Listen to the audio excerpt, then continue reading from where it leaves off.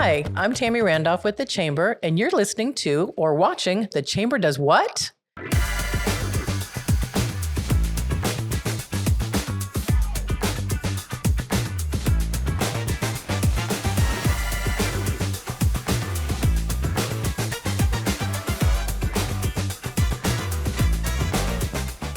And today, I'm very excited to have my coworker with me, Melissa Skinner. Hey, Melissa. Hello.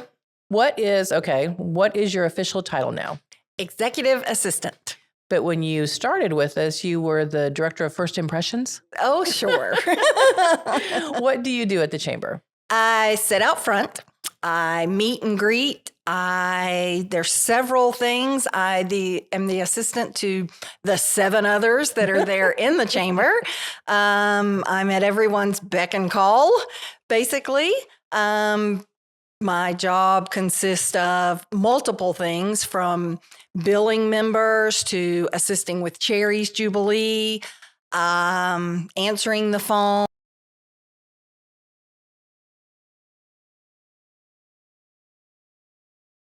One of the biggest things that you do is you are the first door to the community. People call us with questions, people come in for things. Tell us a little bit about your experiences with that.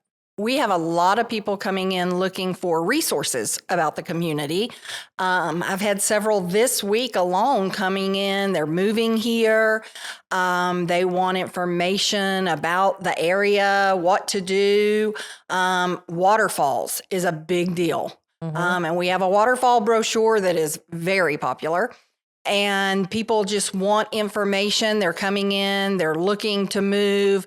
They pick up realtor brochures. They pick up the housing brochure, the real estate one that is changed out monthly. They are looking for a multitude of things to do. A lady come in looking for things because her nephew is coming to visit, and she picked up a pack of information. She said, this will keep him busy for the whole week. What type of information are they picking up?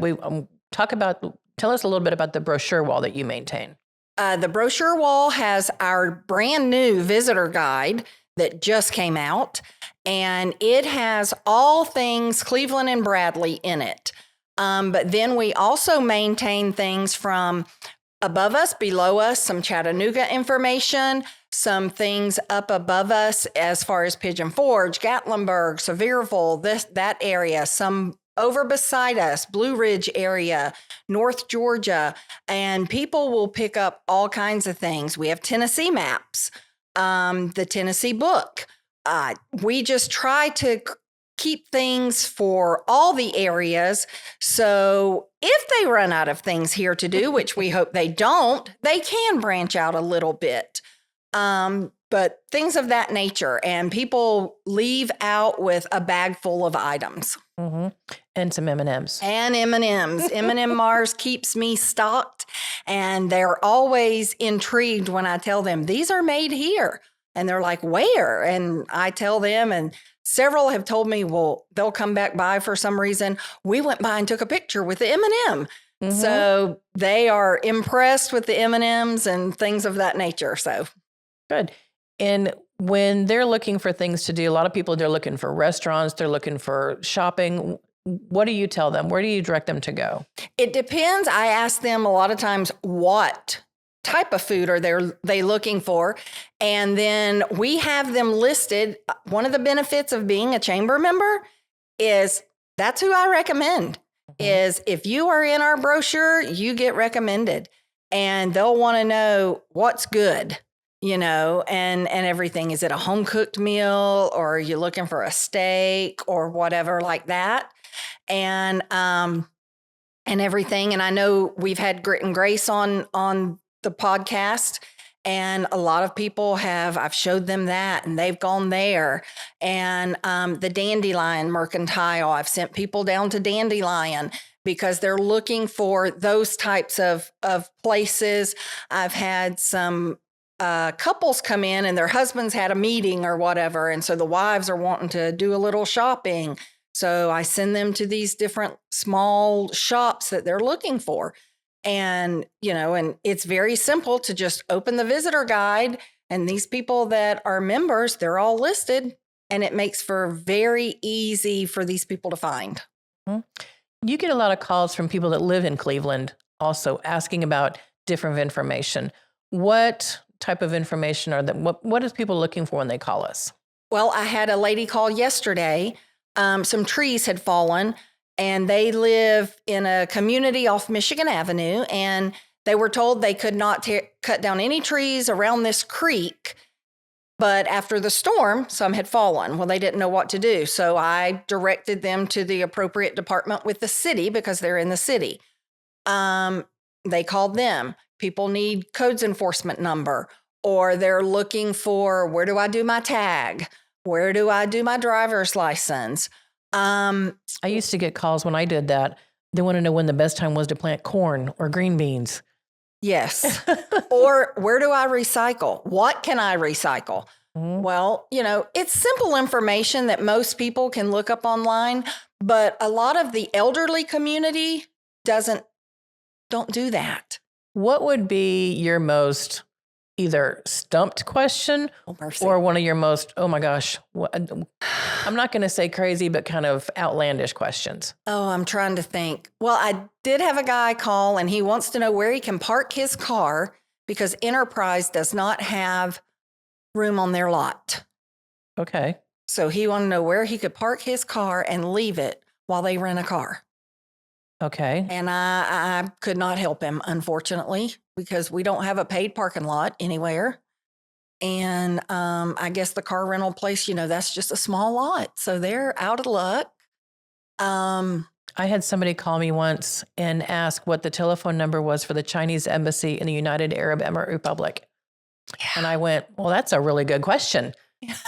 And, I didn't even, at the time, I'm like, I don't even know how to spell Emirate Republic. And so I just I Googled, God bless Google, and I sent them the telephone number for the Chinese embassy in New York and said, I'm pretty sure they can connect you. Yes, yes. Well, and that's all I can do. One of the people called me and said, I call you all the time, but. And you start to recognize callers. Yes, you do a lot.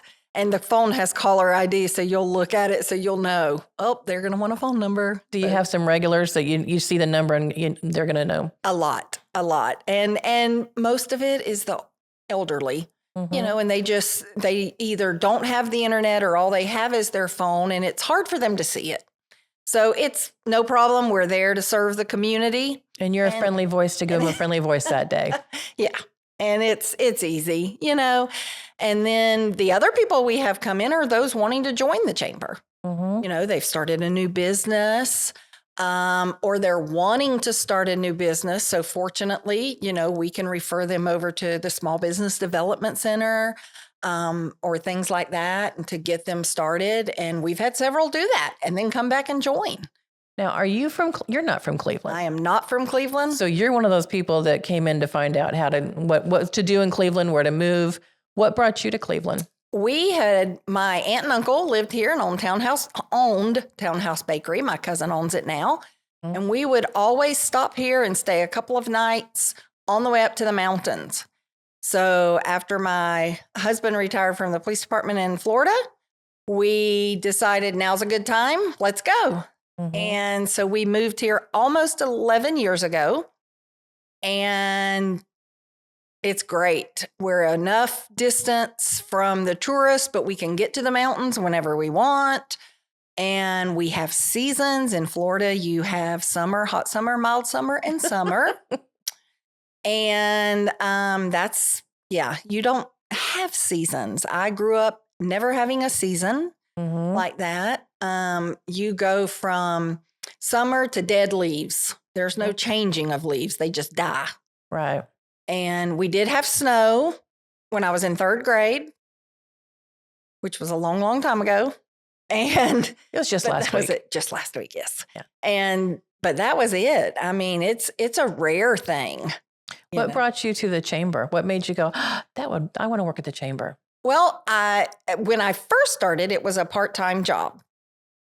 And I was just looking for something. I am not a sit-at-home girl.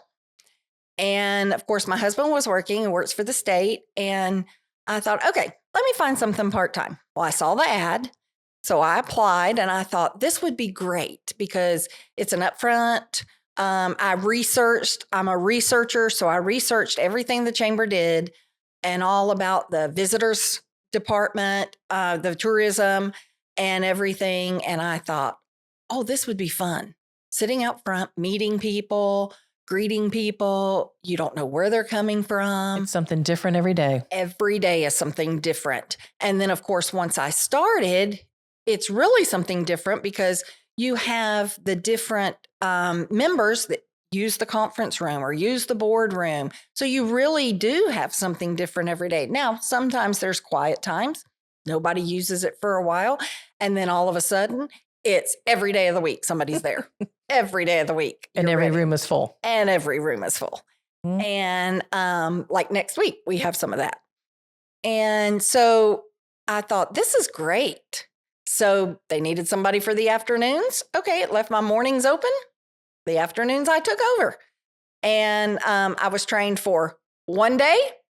And then the next day, you're on your own. Morning person, when it come time for her to leave, out the door she went, and there I was. How long have you been at the chamber? November will be 8 years. 8 years. What has been your most memorable moment? Oh, mercy. Let me think. I don't know, really. I've loved it all. Mercy. That's hard. I don't know. I don't know. I've loved it. Like I said, I've loved it all. And just maybe transitioning to the full time and being out there every day. And I guess at first I thought, oh, is this really what I want to do? Is it really?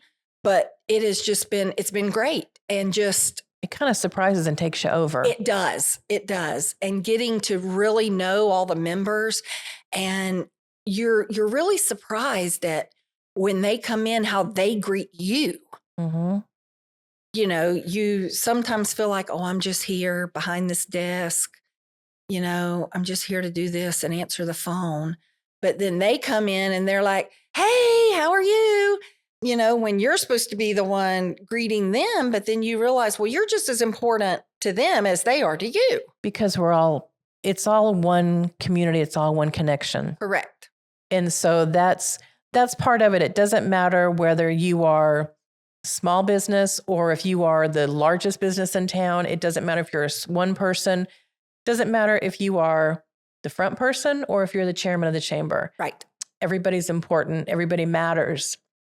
It's all part of that connection and that connectivity. Mm-hmm. So that's great. Oh, yeah. Well, thank you very much for being here. I appreciate it. I've enjoyed it. Thank you for watching, listening, and make sure you like, subscribe, all those fancy words that I can never keep straight. And I'll talk to you next time. Thank you. Bye-bye.